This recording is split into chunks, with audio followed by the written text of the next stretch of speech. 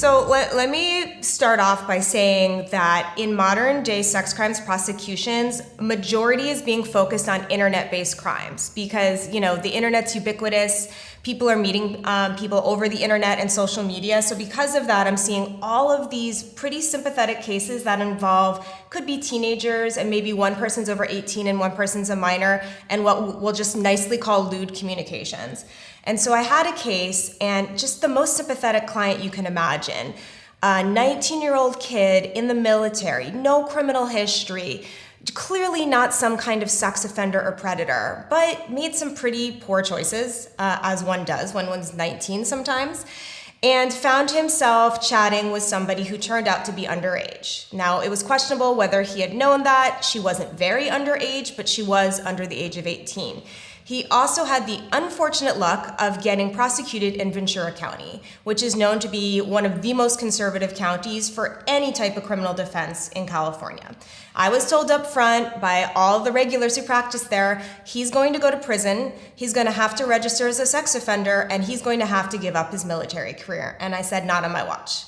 It took a very long time. I got to a point where I turned to the client and I said, I don't know if we're going to do better than this, because what he wanted was no registration, a dismissal of the charge, and if he pled to anything, meaning took a plea bargain, that he would be able to get back into the military. So 3 things that were very difficult to accomplish. And I did all of my usual things. I put together a detailed mitigation packet, showed the prosecutor where the case was weak, why the accuser wasn't credible, why my client was so credible. I went in and spoke to the prosecutor. I tried to get the judge involved. I got a psychological evaluation. Nothing was working. It was stuck at felony, prison time, registration. And then finally, as I said, I can be relentless. I did not give up. I got one last meeting where I talked face-to-face with the prosecutor, and she finally agreed that what I was telling her made sense, the accuser wasn't credible, and my client deserved a chance at a minimum.